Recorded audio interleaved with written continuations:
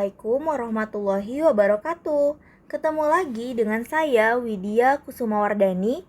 Nah, pada video kali ini kita akan membahas latihan soal TWK CPNS ya. Nah, jadi dalam video kali ini ada sedikit pembahasan dan juga ada soalnya ya. Nah, sebelum kita mulai jangan lupa ada yang harus kalian sediakan, yaitu kalian harus menyediakan buku dan pena supaya informasi yang sedang saya jelaskan pada video kali ini bisa sekaligus kalian catat. Sebelum kita mulai juga, jangan lupa berdoa menurut agama dan kepercayaan kalian masing-masing ya. Langsung aja yuk kita lihat latihannya. Nah, ini soal yang pertama. Kita baca dulu ya soalnya.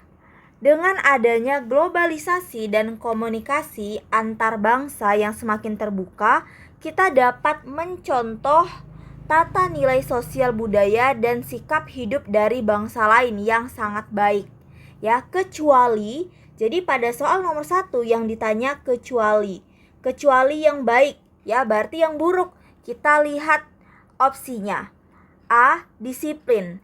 Nah, disiplin ini merupakan sikap yang baik. Ya, jadi jawaban yang A itu tidak termasuk ya, disiplin ini baik. Yang B materialistis ya. Nah, di sini kita sudah dapat jawabannya yaitu yang B, karena yang B ini dia sikap yang tidak bagus. Nah, kita lihat lagi yang C. Yang C itu ada suka investasi. Ini juga sikap yang sangat bagus ya untuk mendukung dan meningkatkan perekonomian bangsa. Selanjutnya ada mandiri dan yang terakhir bekerja keras. Nah, jadi soal nomor 1 itu adalah yang B ya, materialistis jawabannya. Nah, sekarang kita lihat lagi ya soal yang nomor 2. Nah, ini soal nomor 2. Kita baca dulu soalnya sebelum menjawab. Pahlawan nasional yang berasal dari Kepulauan Riau yang terkenal berkat karyanya, yaitu berupa Gurindam 12 yaitu. Nah, jadi siapa yang membuat Gurindam 12 ini ya, yang merupakan pahlawan yang berasal dari Kepri. Nah, kita lihat dulu opsinya. Yang A ada Raja Ali Haji, yang B Tilik Riwut, C Jamin Ginting, D. Nani Wartabone, dan E. WZ Johannes. Nah, dari opsi ini yang merupakan jawaban dari soal nomor 2 itu adalah opsi yang A. Ya, yaitu Raja Ali Haji. Nah, pencipta dari Gurindam 12 ini merupakan Raja Ali Haji. Beliau adalah salah satu pahlawan nasional yang berasal dari Kepulauan Riau. Sehingga namanya ini dijadikan sebagai nama salah satu universitas yang ada di Kepulauan Riau, tepatnya yang ada di Tanjung Pinang, ya, yaitu namanya adalah Universitas Maritim Raja Ali Haji. Ya, nah ataupun disingkatnya menjadi Umrah. Sekarang kita lanjut lagi ke soal nomor 3. Nih soal nomor 3, kita baca dulu ya soalnya. Yang berhak memilih presiden dan wakil presiden jika keduanya berhenti secara bersamaan adalah, ya, jadi kalau misalnya presiden dan wakil presiden itu berhenti secara bersamaan, nah kira-kira yang berhak menentukan ataupun memilih presiden lagi itu siapa ya? Yang pertama kita lihat dulu opsinya. A ada MPR, B MK, C DPR, D rakyat, dan E DPD. Dari opsi ini jawaban yang tepat untuk soal nomor 3 itu adalah MPR. Nah, kenapa MPR? Sekarang kita bahas di sini ya. Jadi, jika presiden dan wakil presiden itu berhenti secara bersamaan, itu yang bisa berhak memilihnya itu adalah MPR. Nah, MPR ini memilih presiden dan wakil presiden dengan melakukan sidang paripurna. Ya, jadi dalam sidang paripurna inilah mereka memilih presiden dan wakil presiden yang akan diangkat seperti itu. Nah, ini terdapat peraturannya ada di dalam pasal 116 ya. Ayat 1 ada dalam UUD 1945. Ya, ini yang mengatur mengenai rancangan tertib MPR. Nah, kalian juga bisa lihat ya di dalam UUD 1945,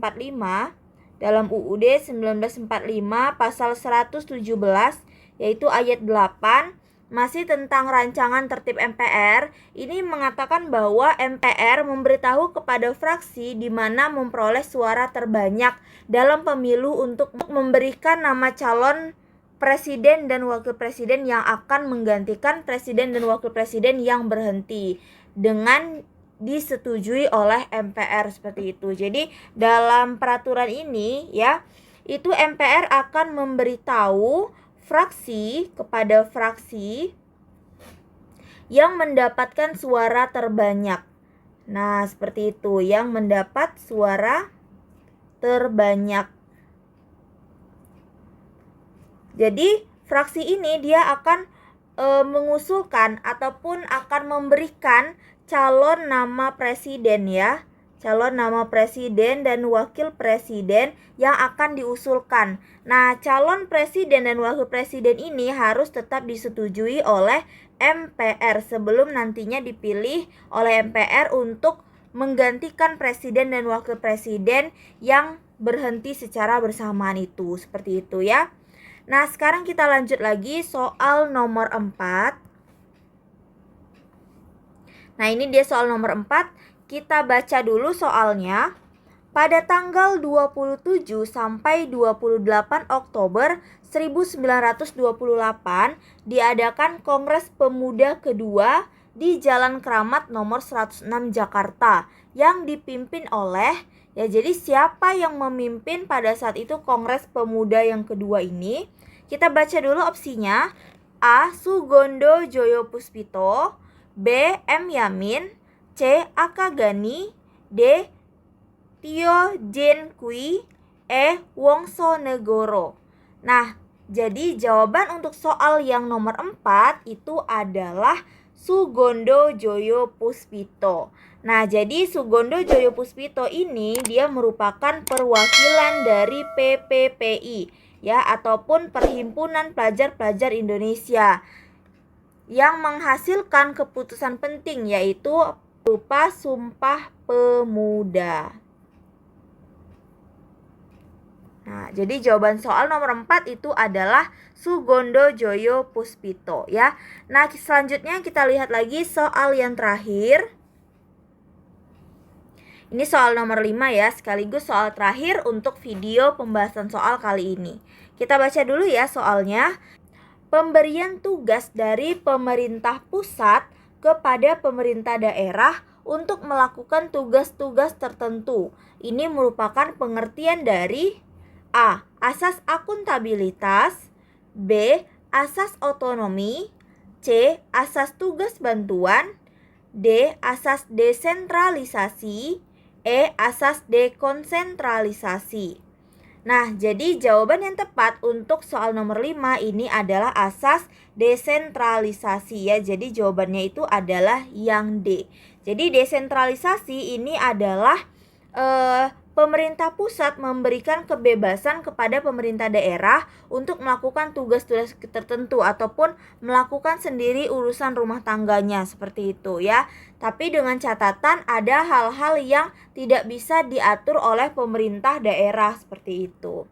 Nah, mungkin sekian dulu informasi dan pembahasan soal yang bisa kita bahas sama-sama. Lebih dan kurangnya saya mohon maaf.